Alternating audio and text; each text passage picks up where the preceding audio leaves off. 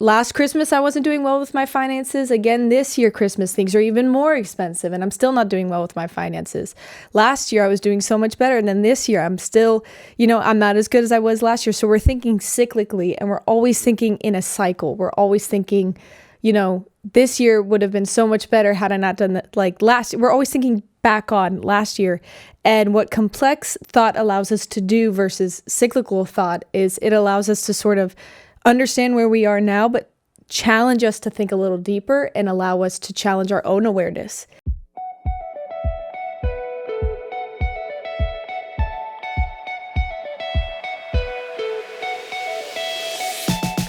Hello and welcome to another episode of The Family Business with the Alessis, because family is everybody's business. I'm Steve Alessi, and today in our podcast booth is my wife, Mary Alessi, as well as our daughter, Lauren Alessi. Now, the last time you would have heard from daughter Lauren and her ridiculous Laptop with all this stuff on it that messes up the beautiful scene here in our podcast booth, which, by the way, is filled with some great merch Does she have, for you to be able to have.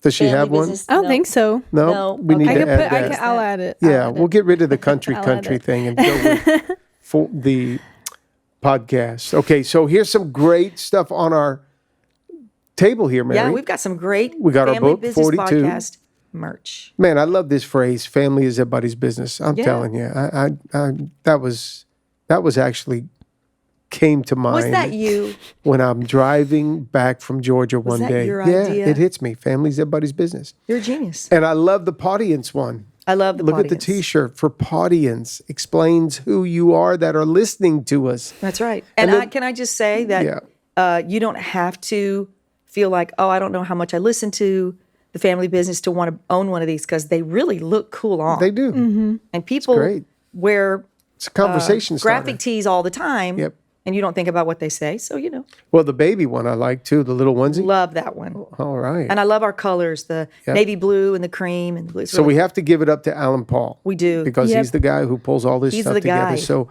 round of applause for AP. All right, so we're in the Podience, the podcast recording booth today, and we're going to be talking about, now this is serious, mental health, especially during the holidays. Yes. Yeah. How do we manage the thoughts, the feelings, everything that goes in line, which ultimately should make the holiday special, but maybe we get a little tripped up with some of the things. Now, Lauren, who is our middle daughter, she's our third child. Mm-hmm. You are with us. You have your education in? I have my master's in clinical mental health counseling. There you go. Mm-hmm. And you have proven yourself already to be quite an asset to the ministry. She sure has. People work with you through our mental health coaching that we have, as well as just different connect groups that are now helping some of the different families and people that are in our church. So you're proving that you're just as valuable as what we do on the platform. You're doing in offices and behind closed doors with people to help them find stability and get some direction. So we appreciate that, which is why you have to be part of this conversation today. So Mary, help us move forward. Give Lauren some insight here. Where are we going? Well, I'm so glad that we're talking about this, because I don't care who you are, where you are on the economic spectrum, family spectrum, whatever your circumstance is, the holidays can bring very different emotions to everyone. Yeah. And if you're very busy and it's overwhelming to you and you like to dot every I and cross every T, and the holidays just seem to be like a wrecking ball in your life and you can't get that tree up, and it can range from just simple anxiety over getting everything done to grieving over a lost loved one. Yeah. That's a huge range. And then we're expected, the Christmas experience is expected to give us all the joy we need, and it can't. It's not designed to do that. So it's super important that we talk about what people who are right now in their cars listening to this, or washing their dishes listening to this, or they're out in their patio listening, or wherever you are listening to this right now, if you are struggling with feeling the blues. My father used to call it the blues, and then it gets termed depression, and now it's mental health. And they're all one and the same. It is making sure that emotionally we are caring for ourselves. And something that, Lauren, you always say that I think is so helpful in our family, because we're all emotional in just different degrees, but something that she has helped us through her studies and getting that master's has helped us understand that sometimes feeling what you feel is a good thing. It's important to do that. And as Christians, we have a tendency to say, if I'm feeling negative, that's the devil. And I gotta no, sometimes it's okay to feel what you need to feel. And I think that's what we should talk a little bit about in launching this, that maybe as you're listening, you're feeling some kind of way right now, and you're not looking forward to the holidays, or you're not looking forward to the stress of it all. Why don't you speak to that? Yeah, and I think there's like different degrees. So you have people who are probably on, they're grieving a loved one who maybe passed away. So you have people who are going through significant life change, and this is the first holiday where they're having to face that, or this is the second or third holiday where it's just, okay, having to overcome that life change. And it could be the loss of a loved one. It could be a divorce. It could be, okay, my kids are out of the house and I'm not used to that. Yeah. It could be just life change. And I think we're all under this spell of the holidays are perfect and everyone's happy and nothing goes wrong. And the truth is, we're all struggling with something. We're all trying to navigate something. And then you also have people, so that's like one extreme of it, is the life change. And then you have some people who are like, and you had said this on Sunday, another year around the sun, and I still haven't found the one. So they're lonely and they're single. And if you live alone and you don't have any roommates, or if you're living in a city alone and you're not with your family, or you have to go fly and be with your family, that could be a very, very lonely time for some people. Because again, we all have this expectation of what the holiday should be, and life is just not matching up to that expectation. Right. So I think there's a really broad spectrum of what can kind of be really sad and depressing during the holidays. Some people are going through significant life change. Some people are having to get used to what's new around the holidays. And then some people are just sad and lonely. Yeah. No, I'll tell you this financially. Oh, that too. The pressure that the holidays put on people. Yeah. Yeah. That in itself, especially now with some of the things that become just so expensive. My gosh, where you used to go to lunch or dinner and around the holidays, you got to be careful these days because it's very expensive just going to a restaurant for your Christmas celebration or Hanukkah gathering, whatever it may be, and you've got more expenses. So that puts more weight on you. And I guess ultimately, here's what we learn about life in general, but it's not like the Hallmark movie. No. Where everything seems to be so sweet and there's this constant bed of music going on, sweet music behind, and then the snowfall outside and everything's perfect. Oh, they have a little hiccup somewhere. Oh no, he left too soon and he didn't say goodbye, or he's mad, or oh, the love of our life, just they didn't make the connection. But somehow they resolve it at the end of the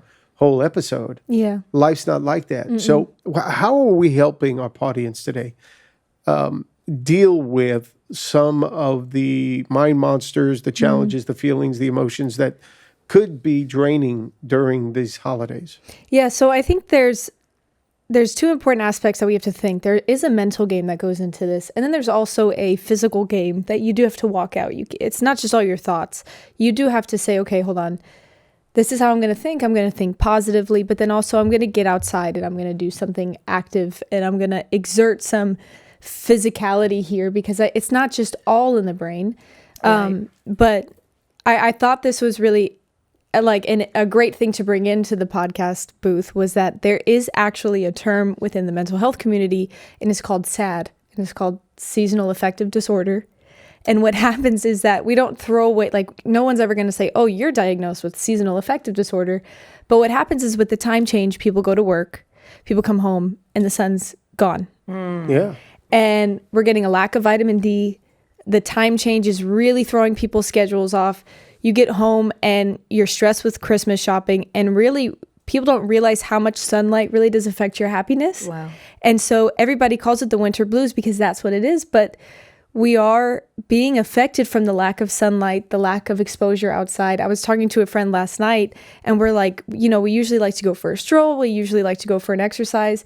But we can't do that as young women because we don't feel safe going outside and walking outside. Yeah. So we're indoors more.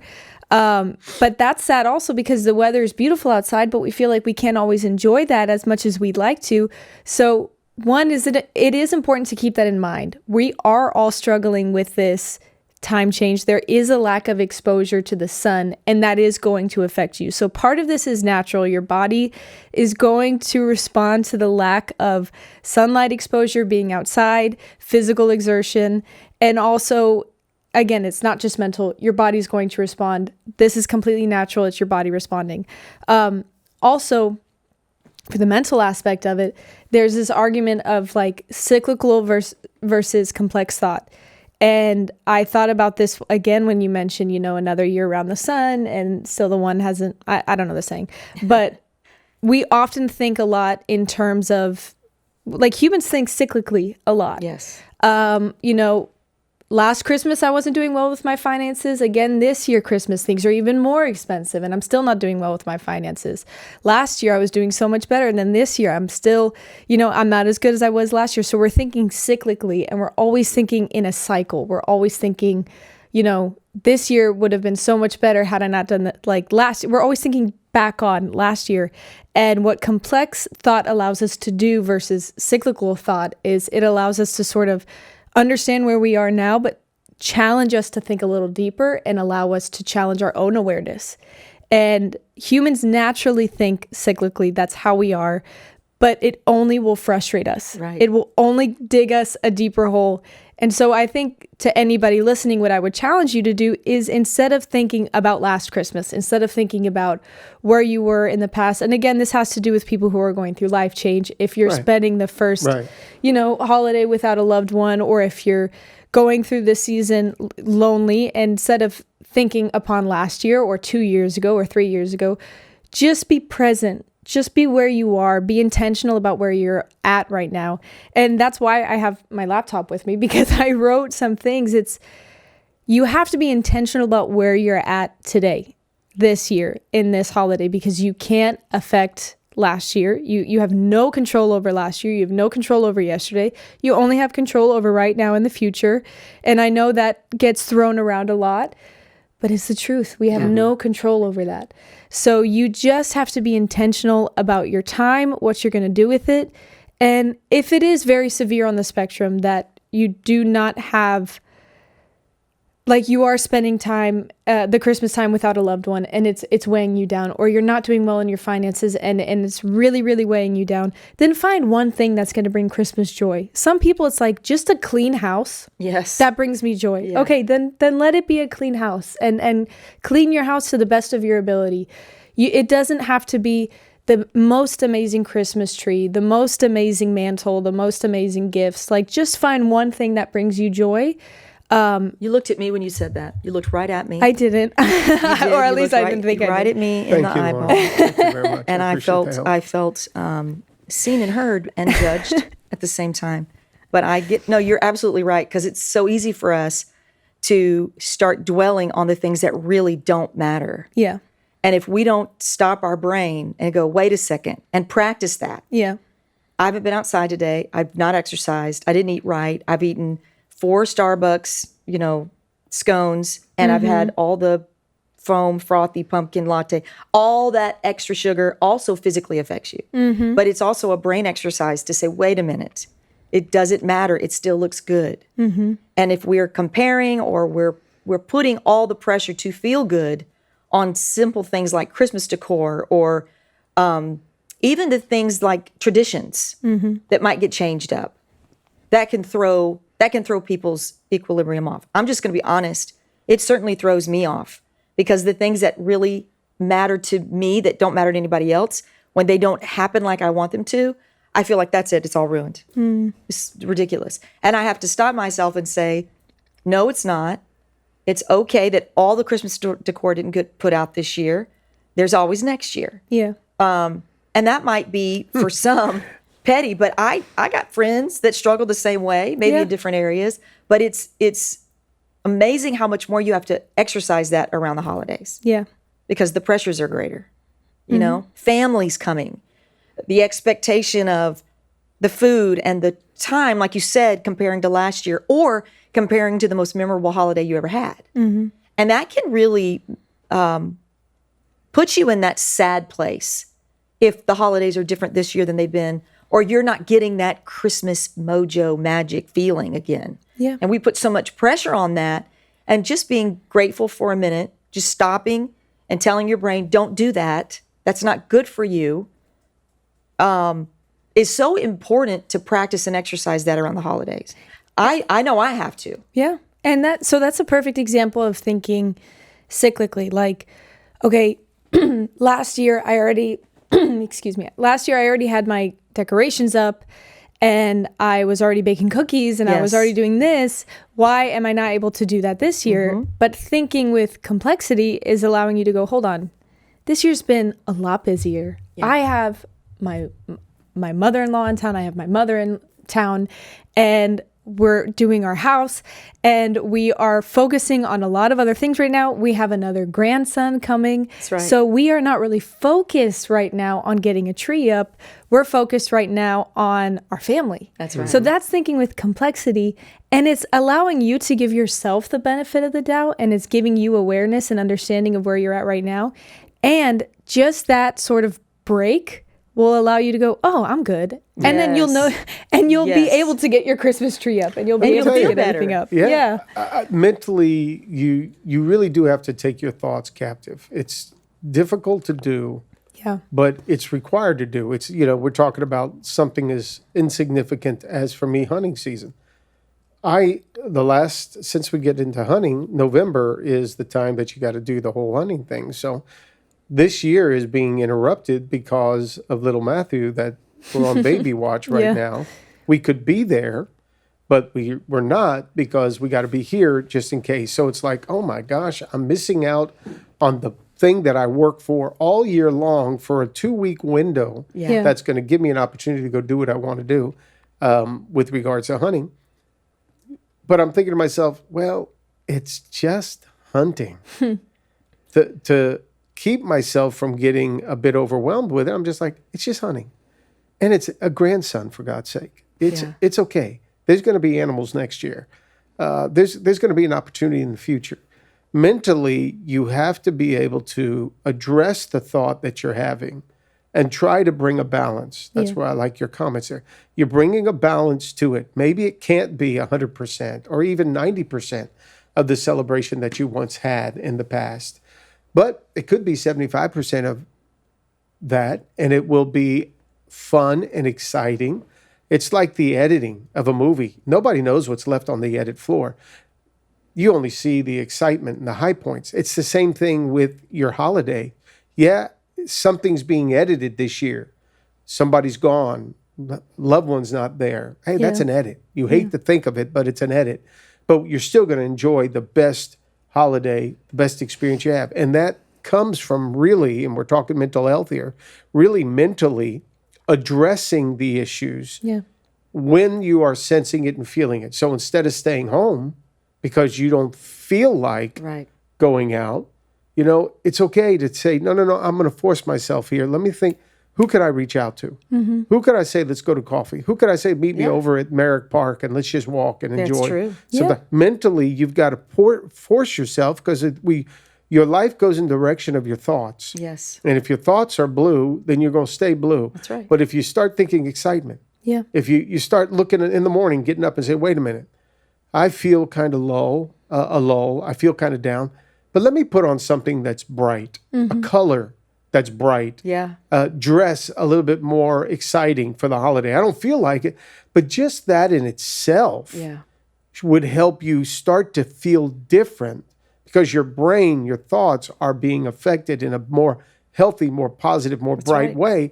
It should change the way that you actually feel. Yeah. And I will always fall back on the argument, and I've told you this before, that when you learn more about positive psychology and how it affects your thinking and your brain, you're like, This was taken from the Bible. So like there's this new movement of positive psychology and thinking good things over yourself. And I'm like, okay, Philippians 4:8. Think good things, whatever is noble, whatever is good, whatever is lovely, whatever is true, think on such things. Take captive every thought, renew your mind. So I can throw this psychobabble out every day, but the truth is it's already in the Word of God and it's biblical, and we know that. And I think, you know, the mental health talk, what we learn in psychology, I think it's great. But the truth is, as Christians, and if you consider yourself a Christian, you do have to know that. You do have to know that you do have control over your mind, and you have to practice that control over your mind. But I love what you said about being intentional, because it's very easy to just kind of be lazy and be sad during the holidays, especially when you have an excuse to, especially when you're like, well, the sun's already gone, right? Like it's 6 p.m. I could just watch a movie. Nobody wants to hang out with me. And one of the things I wrote down here is like, be intentional with your time. And if there's nothing for you to do, serve the church, serve your community. That's right. Do something. We have so many events here at the church. There's so many events in the community that can use your help during the holiday season. So if you're literally like, no, none of my friends can do anything, put yourself around people. I cannot stress that enough. You can pay so much money to go see a Christian counselor. You can pay so much money to see a therapist and a psychiatrist and a psychologist. They're going to tell you, get around people. Be around others. That's right. Because it's not good for you to be alone. And we already know that. But serving the church, being around a community, and not being alone is really going to lift your spirits up during the holiday season. And being intentional with your time. Okay, if you can't be outside, and like, I truly believe in the importance of being outside, getting some physical exertion out, soaking up the sun, even if there's barely any sun out. Okay, at least getting something, because it's going to lift your spirits up. But if you can't do it at night, do it in the morning. Work out your schedule in a way that, okay, if you can't do it at all during the week, do it on Saturday, do it on Sunday. Figure it out to where you can at least get some physical activity and get some vitamin D in. And so, I mean, that's what I'm a big believer in, just being intentional, because we know this is a very busy season. We want to help our listeners. So, you know, the intentionality of this, you use your thoughts to help you plan out your holidays. Instead of sitting there and just allowing your thoughts to run crazy about your position, your circumstances, use your mind, your thoughts to say, all right, as a family, all right, I always loved the 12 days of Christmas, even though I think we did that 1 or 2 times when the kids were younger. But every time I try to do it now, it never happens.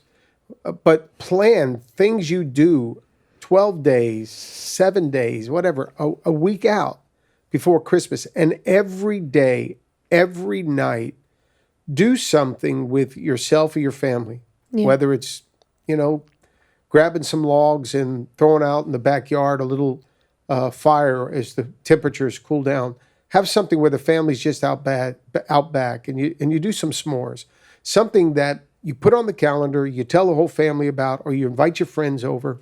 Like we'll probably go and spend some time this year at Christopher's house one night. That's going to be one night just at his house for him and Rochelle and little Marino to entertain all of us, whatever that looks like. And then we'll also get one night over at Chris and Steph and Moina's house with little Matthew now on the scene and so forth, and Gianna.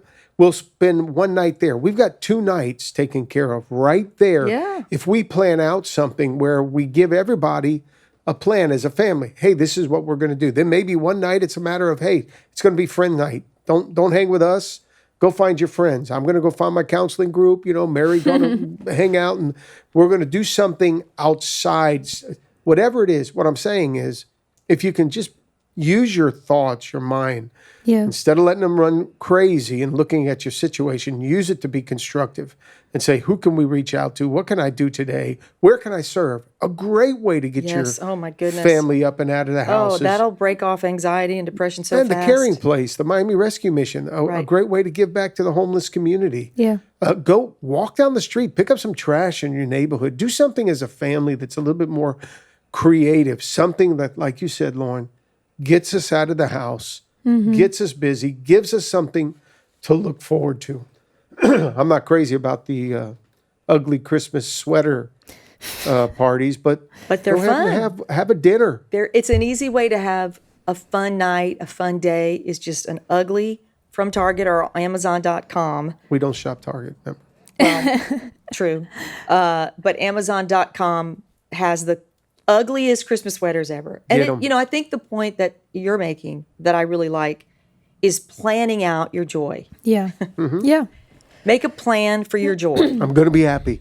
I'm planning to be happy. I will be happy. But there's something in that's really true that works. Yeah. It will give you what you need. There's an effect to it.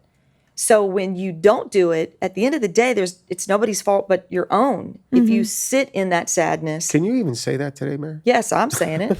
It's my fault. It's not anybody else's fault. I have complete authority, control, and power over my emotions and how I feel. So, and you do too, and Lauren does, and all of us have that. I think that's very empowering because if I felt like I left my joy and real sense of satisfaction and peace is in somebody else's hands, that's terrifying. That's called we should be victimhood. sad. We're That's a victims. victim. Terrible. And we're not. And especially around the holidays, it can ramp up and be exacerbated, and we feel even sadder. And I've heard people say, I'm not celebrating the holidays this year. Yeah. I just don't want to. It's just too sad. Okay, you don't have to celebrate the holidays, but you do need to think about yourself and how long that feeling of low or depression or whatever might last you past the holidays if you don't use the holidays as a catalyst to pull you out of some of that. Yeah. Because the problem with, and we'll take a little turn here, with staying low for too long is that people will use things like alcohol to help lift them out. It's called spirits for a reason.